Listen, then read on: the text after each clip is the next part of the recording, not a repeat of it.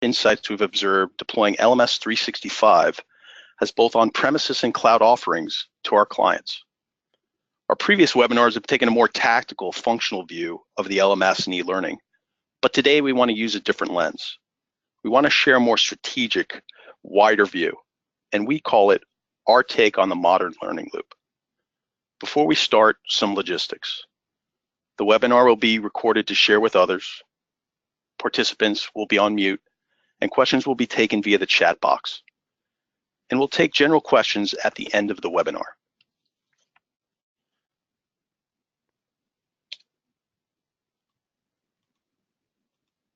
So let's start with some introductions.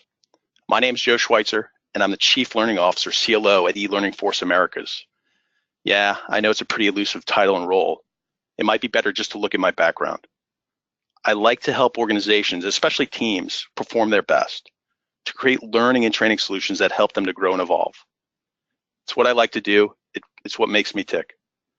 My guest today is Raphael Garcia from Pabst Brewing, and in a few minutes, he will share his experiences building a robust learning enterprise there, and I think you'll like it. Hey, Raphael, how's it going? Want to say hello? Absolutely, man. I'm delighted to be here, Joe. And, I got to say, just thank you so much for the invite and the opportunity to share my experiences with the group, but also wanted to tell you that I like you, I enjoy empowering, helping people to achieve higher goals of performance. So we do have that in common. No, I appreciate that, Raphael. And I really look forward to our discussion in the next few minutes. Okay, so what are we going to talk about in the next 30 minutes? What are the core items? First, what's a learning loop and why does it matter? Kind of subject of this discussion. And then what does it look like in your organization? Just briefly take a quick reflection, see what the pulse is, the baseline for you guys. And then ultimately we want to spend a lot of our time with that insider perspective, talking with Raphael and understand what he's doing at Pabst, where he's come from, where he is now, and where he's going, creating a learning enterprise in his organization. And then finally, we want to talk about how do we enable a modern learning loop in organization, and really the role an LMS can play in doing so. So before we define the learning loop, let's take a view of the modern world where we are right now. And I chose this automotive kind of quote here just because we see a lot of it in the news all over the place. And in this instance, the automotive industry is going through a lot of change. There's a lot of things going on. And here are a few reasons why it's changing so much, right? First up there is that autonomous vehicle. They're becoming reality. And we're no longer calling what we drive a car, but a computer with wheels. And then the bottom left, diagnostic tools at the local repair shop. I'm sorry, the bottom right.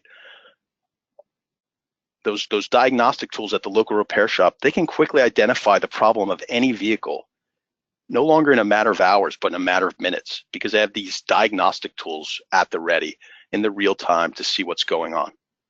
But probably the most important, biggest change is Ford just hired its first CEO that didn't have any automotive background. Instead, he was chosen for his ability to stay ahead of change and to be a transformative leader, to lead through the change that this industry is going to experience.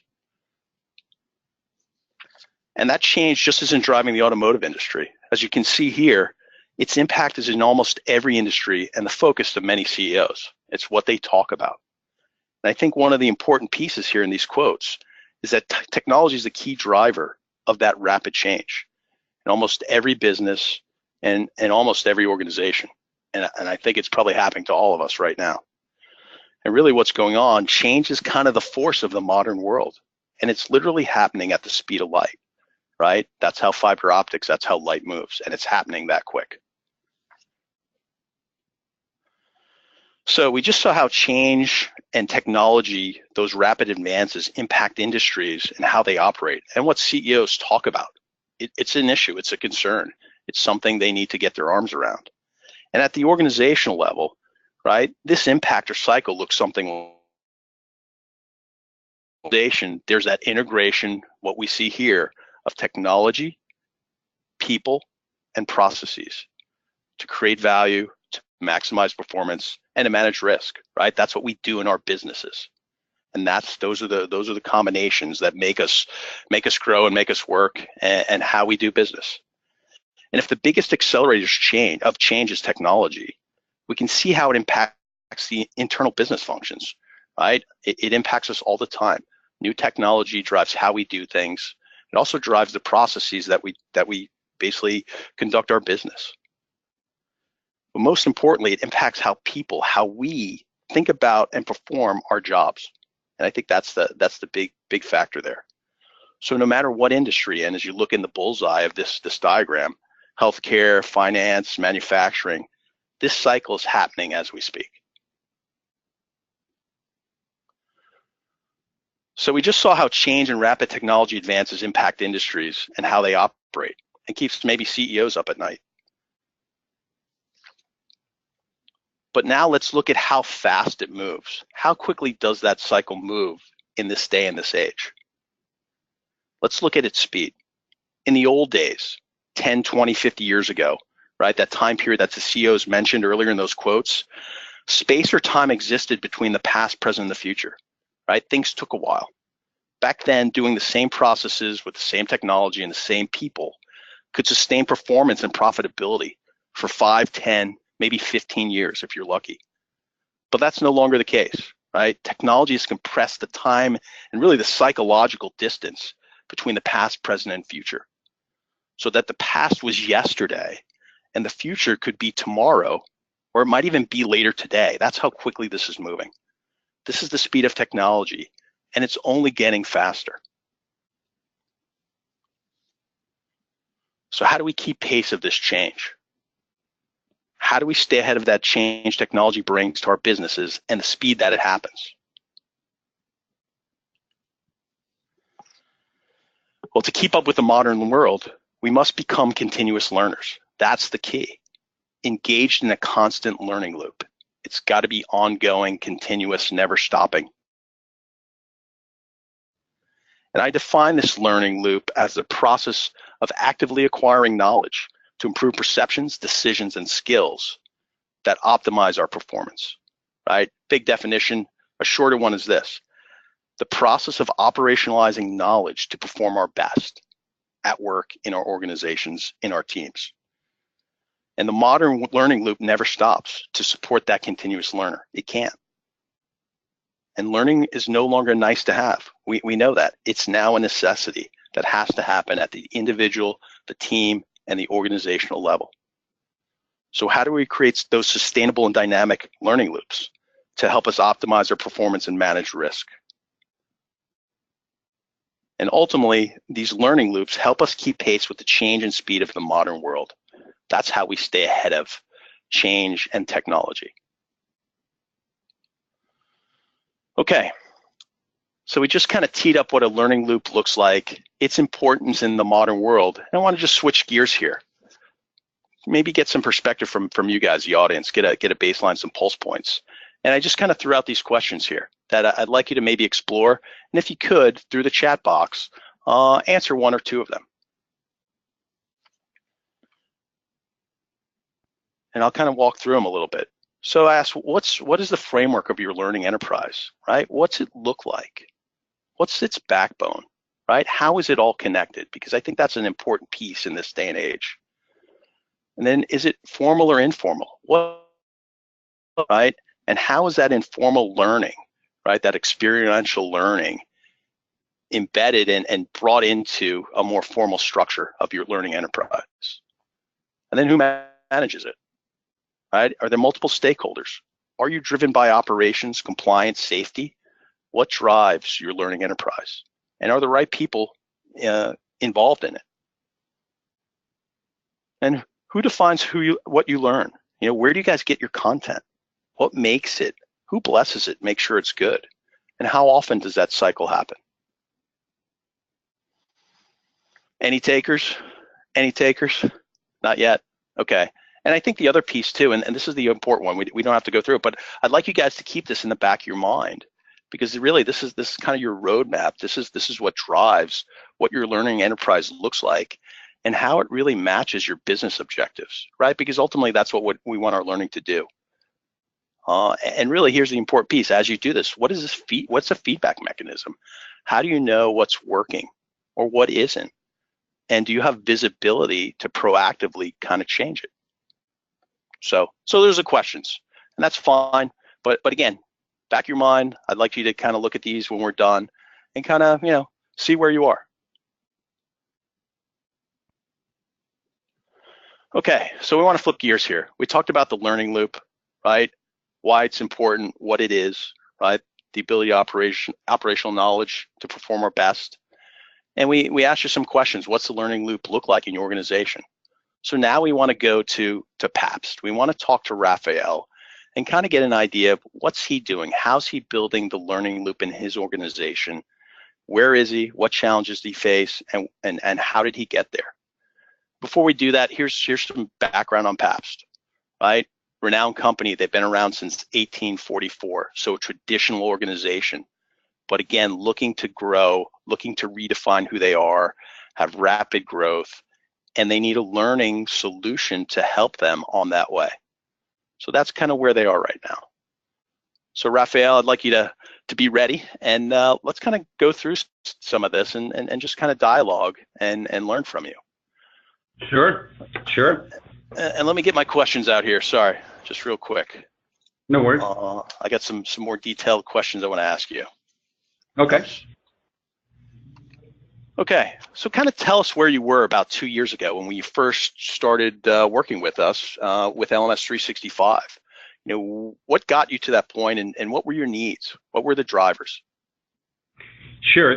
Thanks for that, Joe. So 2 years ago, I actually got the position as a technology training manager here at Pabst. I was actually already working at Pabst in the category development team. And just to give you a brief background, I've been in the beer industry for about 26 years. Most of those national accounts and category development, which is in itself a highly analytical position, because basically you are looking at a lot of data, Nielsen data from consumer purchasing behavior, and trying to analyze that data and come up with what we call deliverable or insights, from what we call insights into action, right. Then that you can apply to this big multinational, international retailers like, Sam's, Walmart, Costco's, Royal Caribbean, anyone and everyone that has a footprint all over the country and over the nation. So cool. With that in mind, I had that sales experience and then have an actual academic background in information technology.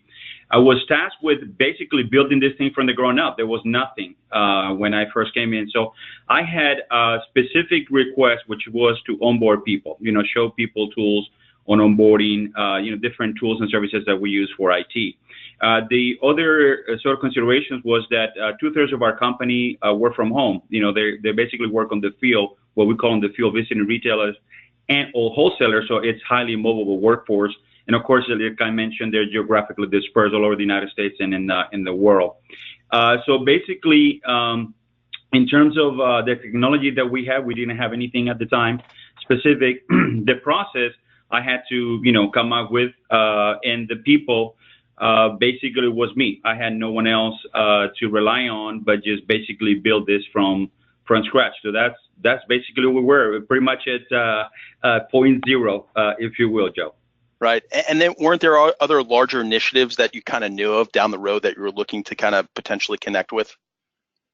Well, yes, and actually, if you got to know me, Joe, and you know me a little bit, I turn to be a very much of a forward-thinking person. I also do a lot of research before I jump into anything. So part of what I was doing was to sort of envisioning the end result and then work backwards to incorporate those tools, features, and benefits that I wanted our solution to have. So I spent quite a amount of time just, again, doing research, meeting with people, looking at other company sites, looking at what other companies do, visiting trade shows, learning from vendors, and again, other peers, what's out there, and then trying to contextualize that to our own reality, our own environment. Awesome. And just real quick, so why did the cloud solution work best for you guys? Great point. So because we're highly mobile and we were already on cloud, on the cloud using Office 365 and SharePoint, We wanted a solution to be ultimately deployed through mobile phones. I always envision this axiom of having being able to empower people anywhere, anytime, on any device. Because Raphael, as much as he likes to be accessible, he has to go to sleep, and sometimes he might take vacation. Whereas the LMS is always on 24/7, 365. So that was a key ingredient. Make sure that people can get the need and the training they need when they need it, and not have to rely on any single individual to do so. Great, cool. And so really, I just kind of want to wrap this up. And this is, for this question, here's kind of my highlights is, usually when we engage in our learning loop and creating our learning enterprise, it usually starts out as a very tactical, functional task and solution, right? And I think a lot of it too, just like you said, Raphael, a lot of it falls on one or two people that are the key drivers. And a lot of times it's because they have enough of the skill sets to actually accomplish and get this moving and create adoption as far as creating a learning enterprise that works in their organization, right? So pretty cool stuff. All right, so let's go to the next one, right? So now 2 years ago, right? That's where you were, and you started to build your basic learning loop, right? That process of operationalizing that knowledge so we can see our world better, make better decisions, and then have skills to optimize the performance. Talk to me a little bit about that. How did you connect all those dots, and what did that first learning loop look like?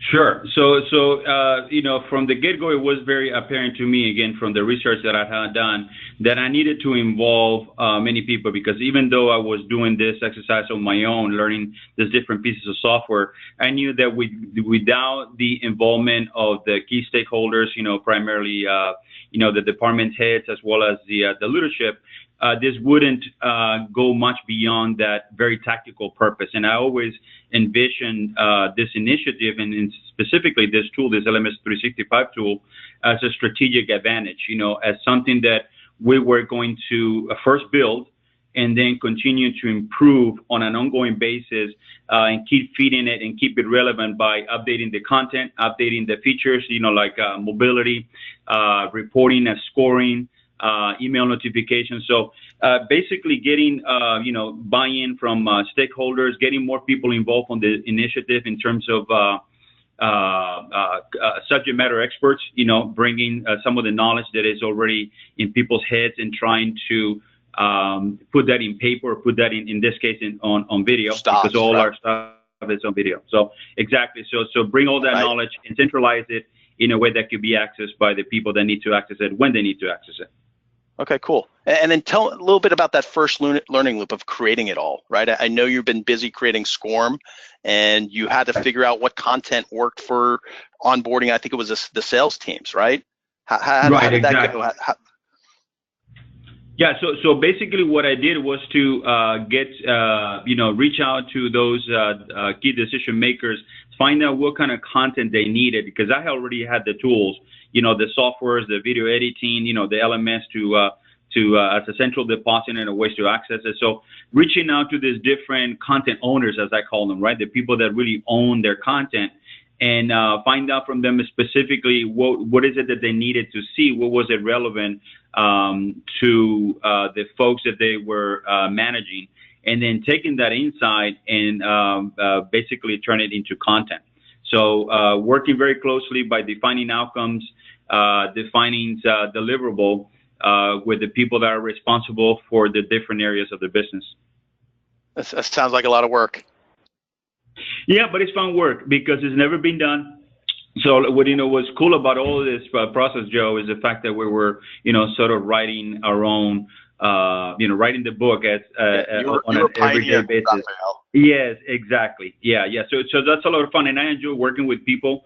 What's one of my strongest assets is my ability to build teams. I tell you, my VP of IT said my biggest assets as far as working here past was that I was able to break all kinds of silos. No one else had been able to do so. So that I think that's kind of a testament to my ability to make teams with people from all over the company. Without a doubt. Hey, so real quick, so based on that point, right, it seemed like the work and the process and really the value didn't really start until you're making all these connections, not only from an IT perspective of building the Exactly. content, putting it in, in your software, and making LMS365 up and running.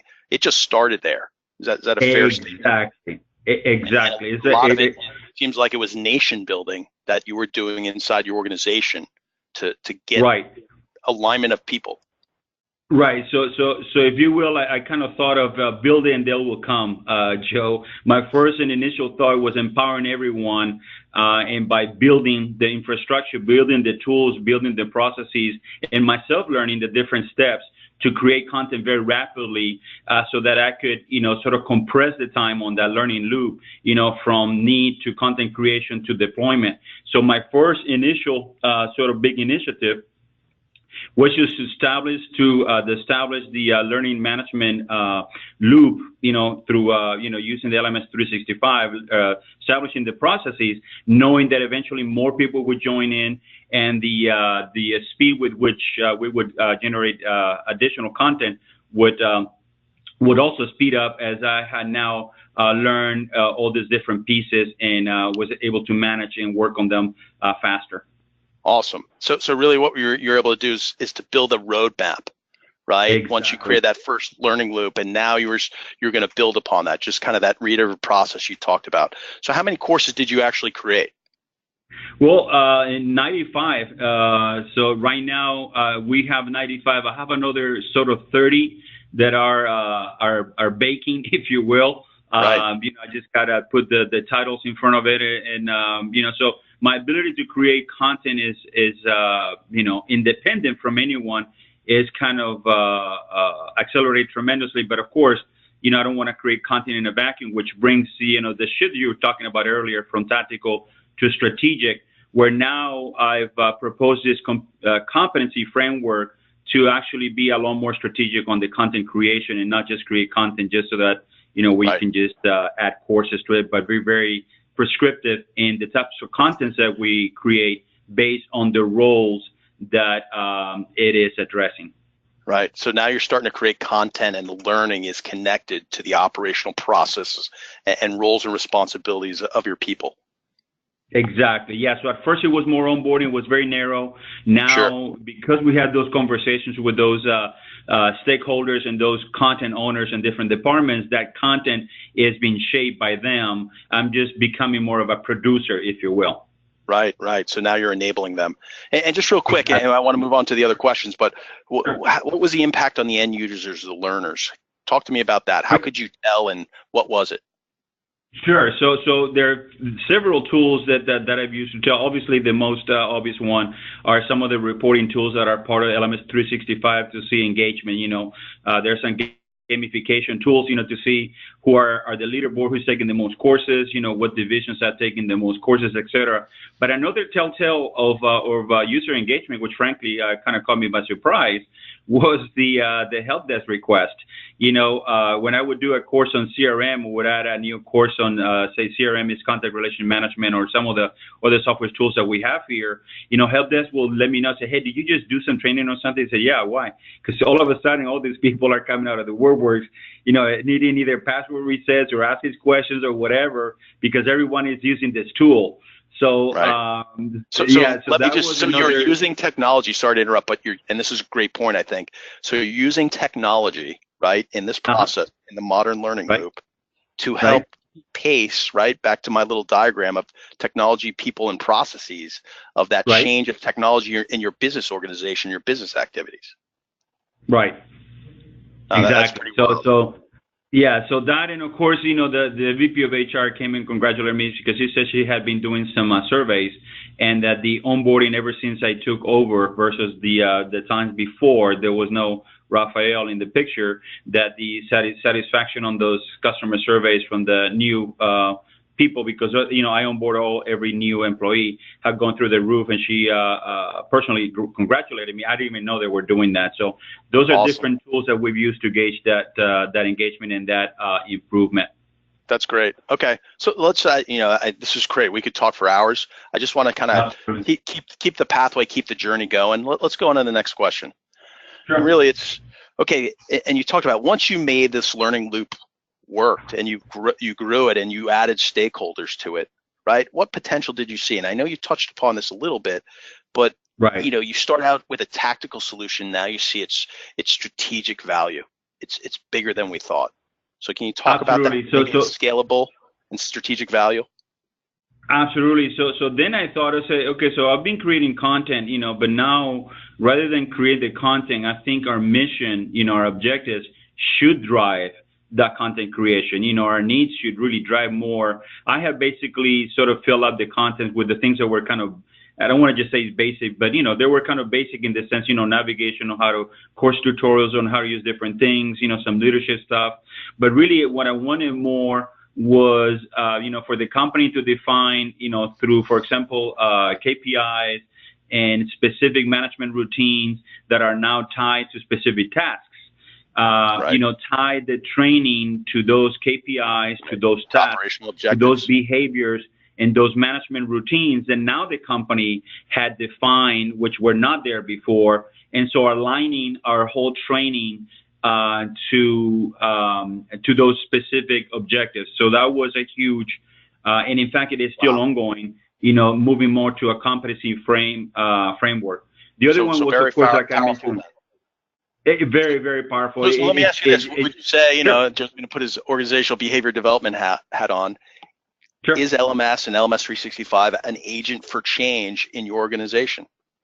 Oh, absolutely. Absolutely. It is definitely. In fact, we're going to create curriculums, Joe, that are going to be specific by role. We have different roles, whether regional or national accounts or, more of a marketing role. Those roles are going to have specific courses, specific curriculums, specific tracks, if you will, of training that are going to be assigned on a prescriptive basis and also on a development basis. Some folks that perhaps need some help to get in line for a promotion, if they want to move up to say a managerial role, then there's a whole different track that they have to pursue in order to get considered for that.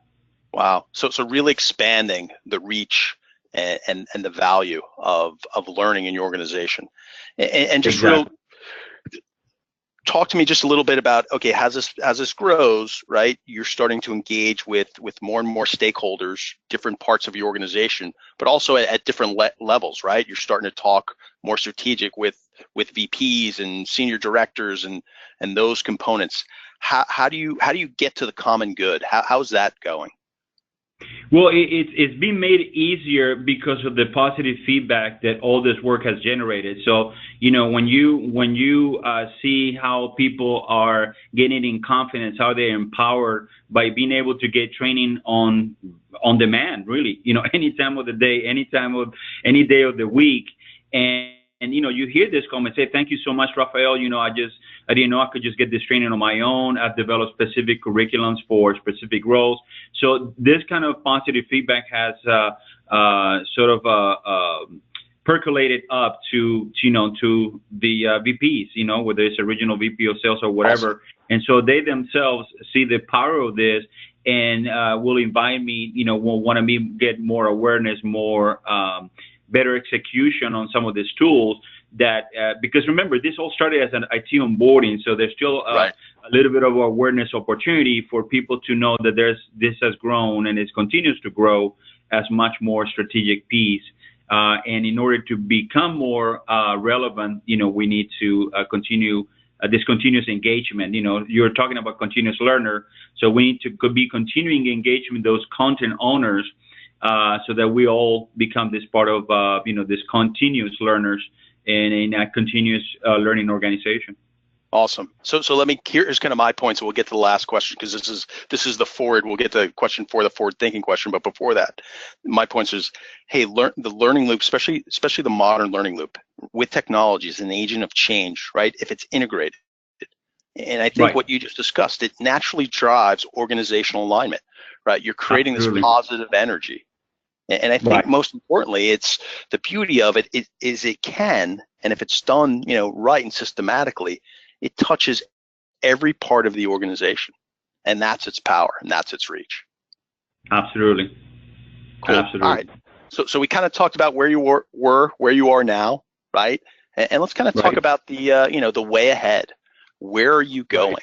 right? How are you evolving your learning enterprise and your modern learning loop at Pabst? Right. So one critical component of that, Joe, is to make all this information available to folks on their smartphones. I've come in a long ways 2 years ago when I first signed up with LMS365 because I didn't know a lot of the tools that now I currently use, like Final Cut Pro for video editing, Adobe Captivate for score and package creation, different video compression software to manipulate videos and file sizes. Different technologies that I use, but one thing that has remained constant is the vision that I have to make sure that people could consume any of this content on their mobile phone. So right now, our biggest driver is making sure, even though people have surfaces which are almost like iPads, right? They're tablets.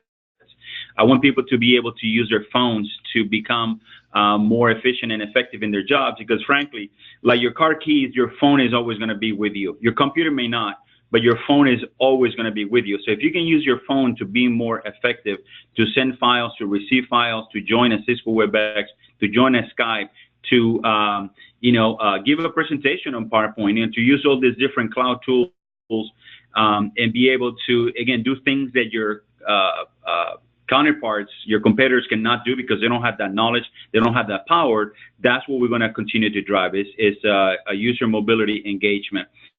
And then from there is, continue to align and continue to grow the scale up the content, build more specific tracks. Like I said, this competency framework, we're just starting on that.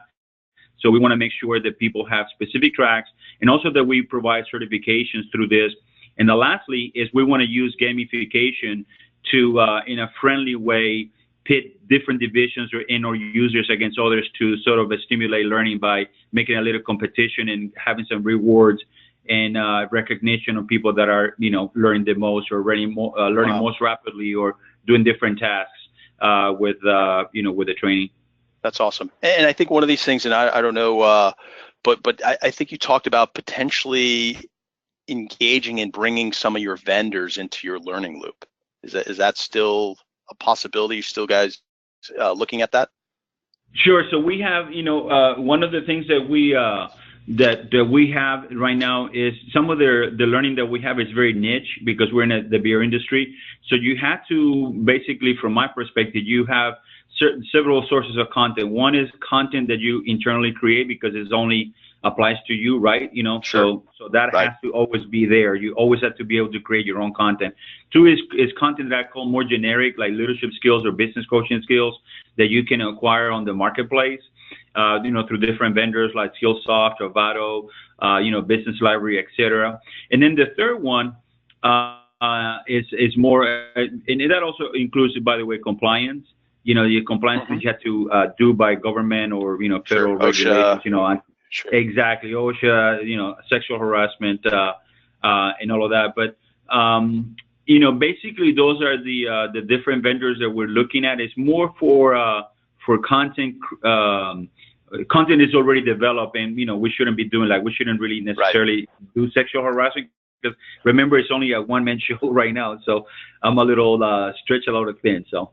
No, that's great, and I think it's that's one of the things as you evolve your learning loop, your learning enterprise, right? You always reevaluate what that balance of content is. What do we need to create internally? Because this exactly. is a core part of our core business, and nobody else can create it better than us. And then what are those other courses or content that I can get off the shelf and is good enough, and I can get my managers to contextualize it through the LMS, through an assignment, or through their daily activities. Right, and then there's a third content that is just so specific to your industry that is really not internally created. I guess you could internally create it, but there are some specific vendors or consultants. It's really more about a consultant role that can work with you to individualize content creation, specific to your company values, mission, statement, and so that's the three components, right? The generic, the internally created, and then the more niche, specific to your company industry. Great. That's awesome. So I just kind of really want to wrap it up a little bit. And here's kind of my points that I got out of, really that where you're going next, kind of your future vision is as a adoption occurs, right, the learning loop becomes more strategic, right? And I think you see is it's not necessarily about what we learn anymore. It's about how we learn. That becomes the driver. That becomes the power. Correct. And I think one of the things, here's what we see is in this day and age, learning cannot exist in a vacuum. Business is learning and learning is business. Exactly. And how they're integrated within the organization and how they evolve, that's really the value you create, that competitive advantage. Right. No, that's awesome. Absolutely. All right. Absolutely. Hey, Raphael, and I want to, we're going to kind of make that transition of how do we enable learning loop in our organization, but I want you to kind of stay around to answer any questions at the end. I'll be happy to do so. Thanks, Joe. Mm-hmm. Hey, thanks. Okay, so we heard from Raphael. You heard how he started, his process, his up and down, his journey, and really I kind of want to start to transition is how do we enable the modern learning loop in our organizations? And I think some of the insights that he gave us kind of get us to that place, right? How do we enable that? And some of the core kind of attributes that he's created is his modern learning loop. It's effective, it's efficient, and I think the biggest thing, it's systematic. And the most important thing is it leverages technology. And that's really the key, is the modern learning loop leverages technology to be able to operationalize that knowledge to perform our best at the individual, the team, and the organizational level. And I think that's the key, using its speed, its reach, and its ability to drive integration. And I think that's the important piece. So let's kind of just look at this and maybe just get into the value and really the ability of technology, specifically in LMS, to enable the modern learning loop. So if we deconstruct the learning loop Raphael just described, if we cut one of the bottom circles, right, and just made it a string, made it a line, right, that loop becomes a line, and we see a process and a pathway. And in every organization, that formal and informal activities occur. And those are kind of the activities I have on the top of the drawing here, right? That line, the gray string that connects those learning activities. And really, the more they're connected, the more they're integrated, the more powerful the process. And I think Raphael just hit on that about 5 or 6 times. And really, that's the value of a learning management system, an LMS, in the modern learning environment. It is the learning loop. It is that gray arrow that connects those learning activities at the individual, the team, and the organizational level. And really, that technology of the LMS, it provides that capability to, that real-time ability to deliver, manage, track, and report learning activities across the organization, right? That helps keep pace with the change of technology. And really, it increases the speed of learning. And strategically, the LMS helps provide that purpose, that direction, and the visibility to support continuous learning in your organization, and really to enhance the modern learning loop. So if we took that flattened learning loop, right, and we kind of put it in our organization, plugged it in, it would look something like this, right? We have courses and we have training plans for individual learners, for team members, managers, and up at the organizational executive level, right? Almost kind of like Legos stacked on each other. And these learning activities that I described in the previous slide, the qualifications, the competencies, the mentoring, and the knowledge transfer, they're occurring at every level, right? And I think that's that's kind of the glue here, right? Because the learning enterprise is built with an LMS as its backbone, it's structured, it's deliberate, it's connected, and it's strategic, right? And again, Raphael pointed that out. It becomes strategic once it really starts to work. And there's a focus and an end goal in mind. And Raphael kind of talked is, hey, our learning activities, our modern learning loop is connected with our business activities and our business objectives. So by nature, right, an LMS creates alignment within the organization, right? And I think here's the most important point. The learning loops start to complement and integrate with each other. And that's the power, right? Delivering both tactical and strategic value. So the whole is stronger than the parts, right? And it can keep pace with the speed of change. And I added some of the key attributes in the orange box, and I think they hold true. And I don't really want to go through them, but I think, we talked upon them. Why an LMS enables the modern learning loop, right? That greater reach, continuous touch, it gives you a learning framework. Not everything's going to be totally structured in your organization, but it needs to connect to the overall strategy of your learning enterprise. And you need that real-time feedback. You got to see where you are. What are we learning? How effective is it? Can we move what's working at this organization or at this level to somewhere else in the organization? And how do we get that strategic value at the tactical level?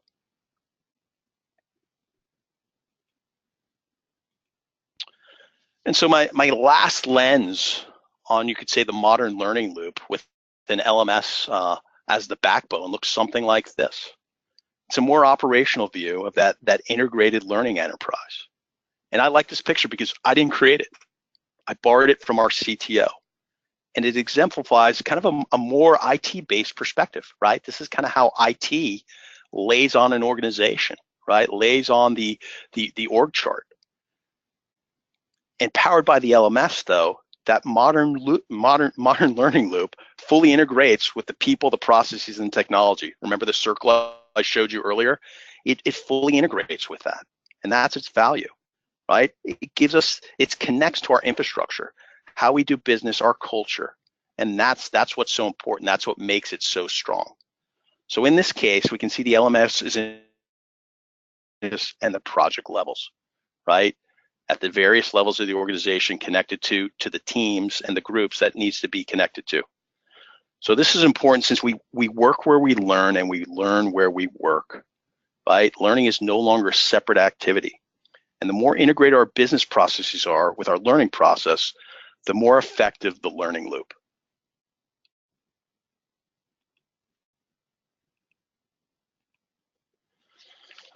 Okay, so I wanted to hold this slide off, and I really didn't want to get into the functionality of an LMS, but really here's the time, right? And I think we can see, and again, we've touched on it in multiple points, especially with Raphael's discussion, is how the LMS helps build that modern learning loop. And here are some of the main attributes that I think make an LMS that strategic tool to support the continuous learner and enable the constant learning loop, right, in our modern world. And I think you could see that organized, systematic approach. That's important because that provides that connectivity throughout your organization of learning, right? Being able to connect it all. So it all is aligned with our overall strategy, learning strategy and business strategy. We want to be able to track progress. Where are we? And that's the visibility and the transparency of an LMS and using technology. We can see where we are, right? And we can get progress. You know, are we qual? Did we meet all our OSHA qualifications this year? Oh, this new change came in. Will we meet these safety requirements? And how do we track them in the real time? And the beauty of technology is you don't have to do a lot of work once it's set up to manage. You don't have to build the report over and over again. So proactively, I have this feedback loop that comes back to me, and I can see where we are, what our progress is. Hey, if I have a business practice and they're behind in their training, I can see that before it really becomes an issue and send it down to the line manager so he can go or she can go, you know, proactively make sure we're good to go, that we don't get dinged. And I think the other thing is, you know, we're in an environment that's always changing, so our modern learning loop has to be scalable and dynamic. We have to be able to change. We have to be able to keep up with that pace that technology is driving to stay ahead of the curve, right? And also it's compressing that past, present, future continuum. So it's got to be agile, right? And I think one of the things, once you create that process, that enterprise like Raphael did, it's very scalable, it's very repeatable, and now you focus not necessarily on what we have to learn, because now you can put that down to the experts and the business managers, because they should be the subject matter experts. And now strategically we can focus on how do we build out and what's the next step for our learning enterprise. And I think the important one that we just can't discount over and over again is the LMS is always on, 24/7, 365. Mobile, any device, right? It needs to be in order to keep pace of change. So kind of wrapping it all together, putting the main pictures together, here's the equation. So how do we keep pace of change in the modern world, right? The modern business cycle is driven by technology, right? There's no ifs, ands, and buts about it. which accelerates the pace that we work, and it also compresses the time we need to get things done, right? We have 10 million things to do, and tomorrow we're going to have 40 million things to do. The change is ongoing, and it's only getting faster. So we need to grow organizationally as continuous learners, right? And we need to build modern learning loops in order to sustain our growth, productivity, and performance. It's the only way we can stay ahead and keep up. And integrating technology into your learning enterprise, especially through an LMS, enables that process. It keeps us ahead of the game. And it helps create a sustainable and dynamic modern learning loop. Okay, so we took you maybe a little bit longer, but I think Raphael had some really, really good points and a good roadmap to share with us. And this is what we covered. What is a learning loop and why does it matter, right? How do we operationalize knowledge to improve our performance and do our best, right? That's one of the drivers as an organization. That's what we need to really start to run with and be cognizant of. And then what does it look like in your organization? I know we didn't spend a lot of time on there, but I want you to go back with those questions and just kind of get a pulse of where you are and how do you work and what's your roadmap to get ahead, to maximize the modern learning loop in your organization. And maybe use some of those points, and we'll have this recorded that Raphael used to get him to where he is right now. And I think is a great learning tool and a great advantage that we all have is he's been there. He can show us the way. And then last point is, in order to enable that modern learning loop, we need technology. It makes the learning loop continuous. It helps it go on its course. It keeps it running. It aligns with the organization. And then LMS is just a key component in the ability to do that. So our presentation is over. I really appreciate sharing time with us, and hopefully we benefited. You benefited from our discussion, and maybe gives you some ideas and shows you that you too can get as far as Raphael has gotten, or maybe you've gotten farther, and we'd like to hear that story as well. So once again, thanks for joining us, and if you have any questions, we're around to answer them. Raphael's here too. Yeah, so we had a few questions come in. Thank you guys all so much for coming. A few questions came through the chat that I think the audience would benefit from. So the first one came from Prebin, thank you, who's asking, how would you handle a training path that A, continuously expands, and B, individual modules are updated as the product is changing? Can you state the second half of that question? So yeah, so what I believe how it continually expands, and then how individual modules are updated as the product is changing. I will try to answer that as best I can. I think as the content and as your learning environment expands, I think it's important again is having all those stakeholders being involved in the process. I'll just kind of go. One example is my wife works for a medical company, and they just had a medical software come in and change their whole business process, right? And all the training and the dialogue happened after the fact. And I think that's one of the really key components of building a very, let's say, robust learning enterprise modern learning loop is making sure all the stakeholders are communicating. I think what Raphael talked about. And as far as the individual modules, I think you're talking about the individual learning modules within LMS365 or a learning module inside of a course. And I think one of the cool things about it is as the content evolves and maybe as the courses evolve, once you create that kind of building block structure of creating content, it's very easy, or it's easier to kind of replace the components or to switch out you could say a learning module or a course. And again, if I'm not answering that on a technical kind of perspective, we'll have to take that placeholder, that question, and we can get some of our delivery team to answer that. Actually, I think, Joe, I think you're right on your last point. I think what he refers to, which is a great point, is you try to look at content as individual blocks. And I'll give you a good example, because I always try to improve. If you create a video and something changes, you're going to have to create a whole new video. That means, putting a sort of a trailer, putting an intro, with some graphics or whatever. And I think what this gentleman was referring to was to create content in a way that you can just remove or update one block without having to recreate the whole block. So in other words, for example, I've gone from when I don't need to do a quiz, it's just a video, then I don't make it a SCORM. I just embed a video, because then all I have to do is change the link and the module is updated, as opposed to have to recreate the video, burn a video, publish a video, upload the file.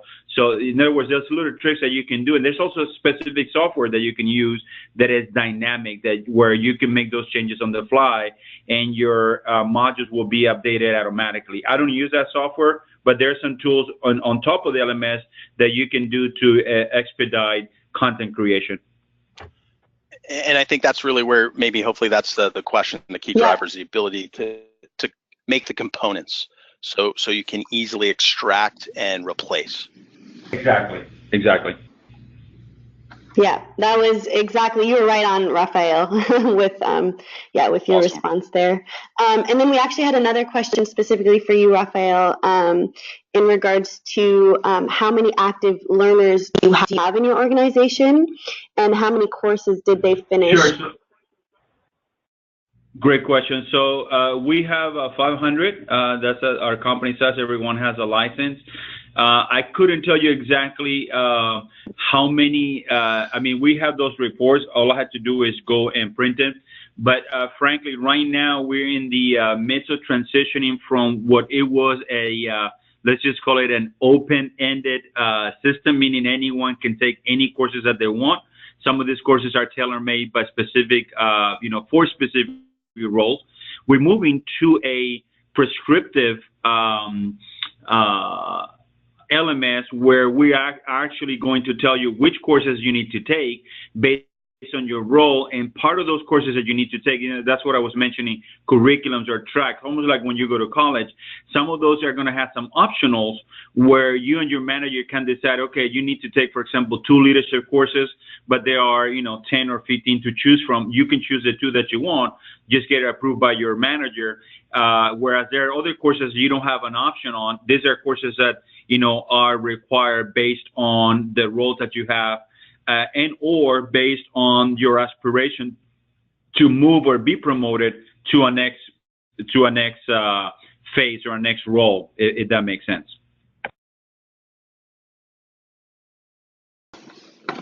Okay, all right. I hope that answered the question. It sounds good to me. And then another one that came in from Trevor, some great insight here. So he was saying that they're a small company evolving into a mid-sized company, and they'd like to adopt an LMS to aid some growing pains with regards to compliance, new hire orientation, and ongoing training.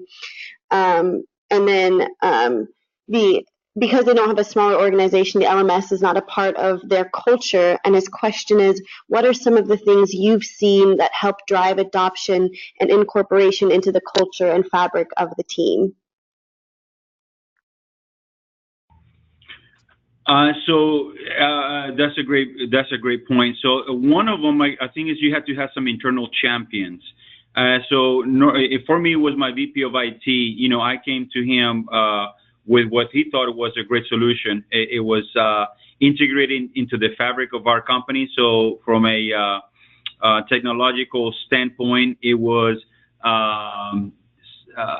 easily implemented, right? We have a cloud version, which means you don't have to spend any money on infrastructure. You're basically just like any other web service. You just have access to it. And so that is very easily implementable, which is the solution we have. LMS365 is just like getting, Office for the cloud, right? So it's very easy to implement. And again, an internal champion, the highest level possible, You know, whether you have your VP of HR, you need to get some people on board by you having them on the demos and convincing them of the value that this tool and this initiative will have on the organization. Kind of like by sharing, you know, part of the presentation here. Frankly, I mean, if you're not willing to get better, you know, how are you gonna stay competitive? Yeah, can I just piggyback on that, Raphael, too?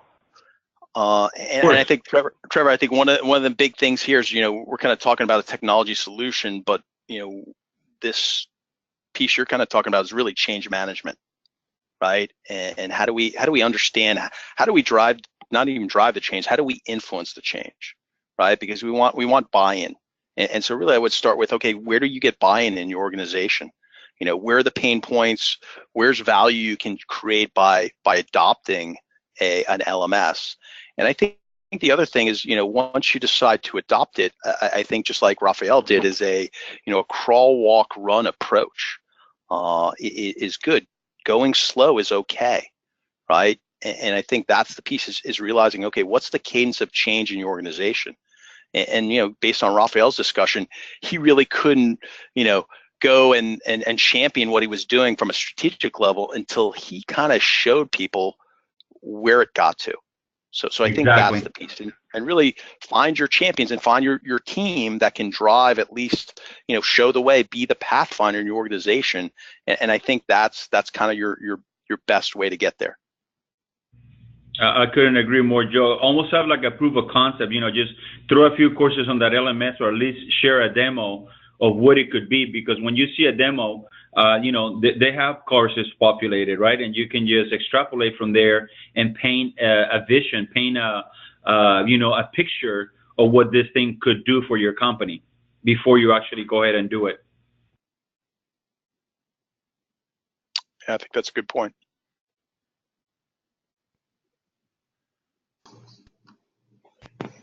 Yeah, so we have time for one more question. We're about to run over, but so we have Joka, who's asking if there are any tips or tools to use to transform your organization colleagues to competent content creators utilizing videos, PowerPoints, and other media. So in her organization, traditionally content creation has very high barriers. It takes months, or is purchased with high price, or is classroom training targeted often to blue collars who do not have Office 365 accounts. And so I guess the question is how to democratize the content creation, or should that be a central function of real pros? Some great questions. That's a great question, and I can definitely talk to you about that, because that, if I may, Joe, is that okay? Yeah, you go. Okay. Yeah, because I've actually done that myself, and I really appreciate that question. One of the things is, like I mentioned before, you know, me doing this thing is a one-man show. So if you want to scale this up, you got to realize you need other people to be able to be content creator contributors. There's two ways of doing this. One I kind of mentioned earlier is via software. There's some specific tools. I'm trying to think of one right now. Guys, it sounds like LinkedIn, but it's not. But anyways, this tools basically make content creation so easy, so simple, that anyone can do it. It's almost like almost like a Word file. So you're basically just, you know, inserting boxes, inserting links, and that is creating your LMS content. I mean, it's that easy. And so you buy a few licenses of those, and you give it to people, you know, maybe one in each department. That will be one way. The other way, and that probably is the ideal way. Of course, that's going to cost you some money, because you have to have, you know, a software and have different people doing the licenses. The other way is do it the way we did it, which is have one person. Don't worry, don't have the content creators worry about creating the content. They're just going to meet with the person who's going to create the content and share with them, him or her, what tools they have. You know, what is it PowerPoints, is it text, is it videos, and let that content creator expert, you know, worry about that. So it's more of a discussion, more of a sharing of pieces, and you put that content creation responsibility on one or more individuals that are, well versed on, video editing, on different softwares like I had to learn myself. So two different approaches. Probably the first one is better because obviously you have more people creating at the same time, and that can be creators simultaneously. So if you want to speed up, you have the money, that's the way to go. And let me just piggyback on that. I guess from my perspective is, almost everybody in the organization should be a content creator in some form or fashion, whether they're creating a full-blown scoring package or they have some knowledge, right? That's basically a value not only to them but their, the rest of the organization. And one of the things I think, when you get down to the tactical level of the LMS is where I started was with Office Mix. Again, a software really started for the education side. It's pretty much PowerPoint with with voice, and you can embed video and links, and I think it's just a good place to start to get in a relatively cost-effective way how to start to play with developing content. And I think the other thing is, in the end is, the learner wants to hear content that's relevant and maybe hear, people in the organization hear those voices in that delivery, at least part of it. So I think that's kind of another piece. And it's hard. A lot of it depends on, how much money you have, who are your experts, how good are we, and how much can we learn? So it's a hard process, but I think, if you can start playing, with a very relatively inexpensive content creation software like an Office Mix, I think at least gets you started, and you can ask the right questions and maybe see where you outsource some of the skill sets, at least in the short term.